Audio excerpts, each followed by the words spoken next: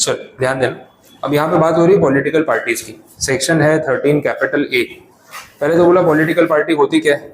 Association of persons या body of individuals जो registered हो इलेक्शन कमीशन ऑफ इंडिया के साथ। रजिस्ट्रेशन जरूरी है। एक पीपल्स रिप्रेजेंटेशन एक्ट है 1951 का, जिसके थ्रू आपको पॉलिटिकल पार्टी को रजिस्टर करवाना पड़ता है। तो वही काम यहाँ पे 13A में जो है पॉलिटिकल पार्टीज करती है। अब बोला इनको अगर टैक्स पे करना है तो एओपी वाली कैटेगरी में करना पड़ता है, ये क्लैरिफाई किया। और बोला कौन कौन सी इनकम पे टैक्स लगता है, कौन से पे नहीं, वो क्लैरिफाई किया हुआ है। देखो, income derived by these parties as income by way of voluntary contributions. Voluntary में तो वॉल्यूंटरी वर्ड है थोड़ा सा डिबेटेबल है, लेकिन डोनेशंस मिलते रहते हैं इनको। Income from house property, income from other sources और कैपिटल गेन आर एग्जेम्प्ट। देखो पूरे पूरे हेड उड़ा दिए। इनकम फ्रॉम हाउस प्रॉपर्टी में पॉलिटिकल पार्टी को टैक्स नहीं लगता। फिर बोला इनकम फ्रॉम अदर सोर्सेज में पॉलिटिकल पार्टी को टैक्स नहीं लगता। फिर बोला कैपिटल गेन का पॉलिटिकल पार्टी को टैक्स नहीं लगता। 3 हेड खत्म हो गए। सैलरी इनकी होती नहीं, उनको कोई सैलरी देने वाला एम्प्लॉयर ही नहीं है। 4 हेड खत्म हो गए। बचा क्या? पीजीपीपी। बस खाली पीजीपीपी होगा तो ये लोग टैक्स भरेंगे, और ज्यादातर बिजनेस इनकम इनकी होती नहीं, तो घुमा फिरा के टैक्स देंगे नहीं। आप सीधी बात ये समझ लो। वॉलंटरी कॉन्ट्रीब्यूशन इनकी मेन इनकम है, हफ्ता वसूली, ठीक है, वो भी एग्जेम्पशन में डाल दिया कि उसके थ्रू भी हम कोई टैक्स पे नहीं करेंगे वैसा। तो ये सारी चीजें जो है वो एग्जेम्प्ट हो गई।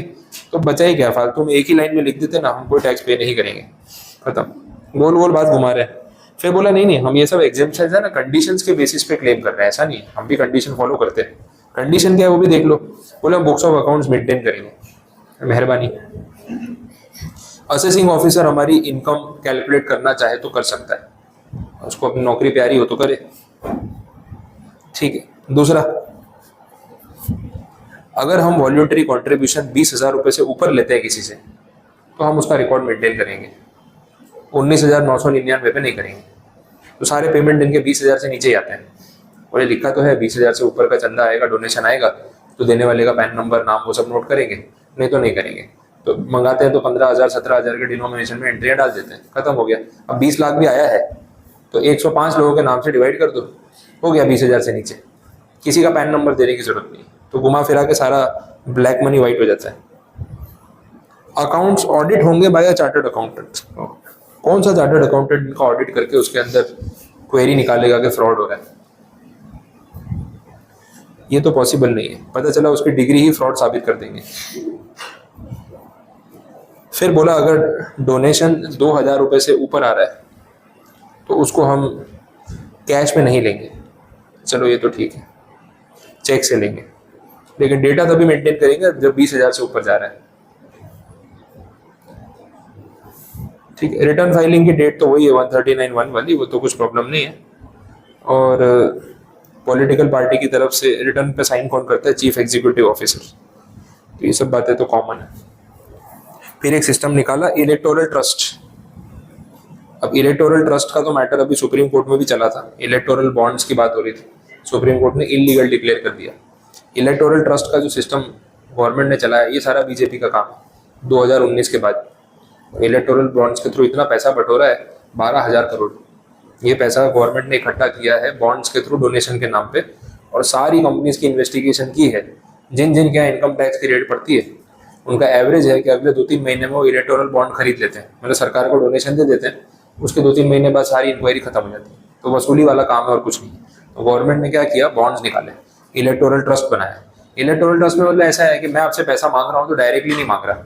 आप एक काम करो, पहले पुराने ज़माने में ऐसा होता था, सरकारी ऑफिस होते थे ना, तो जो सरकारी ऑफिसर रिश्वत लेते थे, तो अब सरकारी ऑफिस में जाके आप ऑन द टेबल उनको रिश्वत दे के आओगे तो उनके लिए भी रिस्क है। किसी ने पकड़ लिया तो, किसी ने फोटो खींच लिया तो, किसी ने एंटी करप्शन ब्यूरो वालों को बुला लिया तो वैसा होता था। तो वो लोग कभी भी आप अपने हाथ से आपसे रिश्वत नहीं लेंगे। वो फाइल पास कराने जाओगे ना, बोले यार ऐसे थोड़ी काम होगा फ्री में, हमारा क्या। बोले सर बताओ क्या चाहिए। बोले मुझे कुछ नहीं चाहिए, काम करो, बाहर जाओ, बाहर निकलो कि ऑफिस के सामने ना वो पान की दुकान है, उसको जाके ना इतने का कवर दे देना और मेरे नाम से बात कर लेना, फिर निकल जाना वहाँ से, ठीक है। अब डायरेक्टली मैंने कुछ लिया ही नहीं, ऑफिस में कोई प्रूफ नहीं मैंने आपसे पैसे लिए, बाहर जाके ले लूंगा शाम को उससे। वो पान वाला क्या है, मेरा कलेक्शन एजेंट है, उससे सारे पैसे मैं कलेक्ट करके शाम को बाहर निकल जाऊंगा, कोई पकड़ेगा नहीं मुझे। ये सिस्टम चलता था। गवर्नमेंट ने ये सिस्टम को ना लीगल कर दिया। इलेक्टोरल ट्रस्ट वो पान की दुकान है, डायरेक्ट हमको पैसा दोगे तो फंसेंगे। इलेक्टोरल ट्रस्ट को डोनेशन दे दो, तुमने तो ट्रस्ट को डोनेशन दिया है ना, अच्छा, इलेक्टोरल ट्रस्ट क्या करता है? पूरे साल में जितना डोनेशन कलेक्ट करता है उसका 95% पैसा पॉलिटिकल पार्टीज को बांट देता है। बात समझ आई?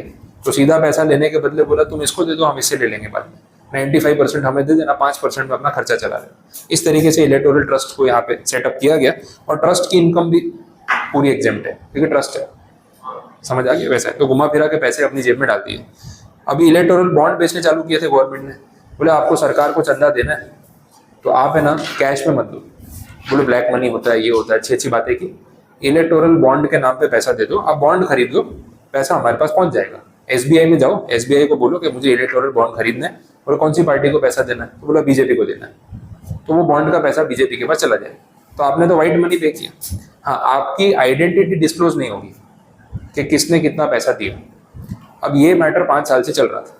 सरकार ने 2019 से 2024 के बीच में टोटल कुछ 12 से 15 हज़ार करोड़ इकट्ठे किए, 12 हज़ार करोड़, उसमें से 9.5 हज़ार करोड़ बीजेपी को मिले, बाकी के थोड़े थोड़े बाकी पार्टीज को मिले, क्योंकि मेजोरिटी ये लोग ही वसूल लेते हैं। अब बाद में जब इलेक्शन आया 2024 का, तो सारी पॉलिटिकल पार्टीज ने बहुत ज़्यादा क्लेम किया कि ये लोग लेवल प्ले नहीं कर रहे, इलेक्शन के टाइम पे पैसा सबको चाहिए। बोले हमारे बैंक अकाउंट फ्रीज करवा दिए, कांग्रेस वाले सब ने बोला, बोले हमारे इनकम टैक्स की रेड करा दी, हमारे अकाउंट फ्रीज कर रखे हैं, इलेक्शन के टाइम पे जानबूझ के कर रहे हैं, इनके पास तो चाहिए उतना पैसा है, बॉन्ड्स के थ्रू पूरा बटोर लिया, हमारे पास कुछ नहीं है। अब इलेक्शन में तो खर्चा चाहिए, तो पैसा ही नहीं होगा, तो फंडिंग ही नहीं होगी, तो हम फाइट कैसे करेंगे? बोले रोकने के लिए, हमको परेशान करने के लिए सब किया जा रहा है। अब उन्होंने सुप्रीम कोर्ट में PIL करवा दी कि बोले ये इलेक्टोरल बॉन्ड्स जो है वो इलीगल है, और किस बेसिस पे पैसा इकट्ठा कर रहे हो। अच्छा, अगर व्हाइट मनी के फॉर्म में ही आपको डोनेशन चाहिए तो डोनर का नाम डिक्लेयर करने में दिक्कत क्या है? करो डिक्लेयर, क्या प्रॉब्लम है? ट्रांसपेरेंसी के लिए ही किया ना आपने। अब ट्रांसपेरेंसी क्यों नहीं है? तो आपके पहचान वाले आपको पैसा दे रहे होंगे, बड़े बड़े कंपनी वाले, तो उनका नाम तो सामने आना चाहिए। मैटर सुप्रीम कोर्ट में गया, सुप्रीम कोर्ट ने SBI को बुलाया, बोले भाई डेटा क्यों नहीं दे रहे? बोले सर इतना सारा डेटा है, कैलकुलेट करने में 6 महीने लगेंगे। इलेक्शन के 2 महीने पहले का मैटर था 2024 में। सुप्रीम कोर्ट ने बोला 1 हफ्ते के अंदर सारा डेटा नहीं दिया तो ये सारा इलीगल डिक्लेयर कर देंगे, लेके आओ। 1 हफ्ते का टाइम दिया और काम पे लगाया इनको, फिर लिस्ट लेके आए। अब जब लिस्ट सामने आई तो पता चला जिन जिन कंपनियों के बैलेंस शीट घाटे में है, 5-5 करोड़ के लॉस है, उन्होंने 5-5 करोड़ डोनेशन दिया हुआ इलेक्टोरल बॉन्ड में।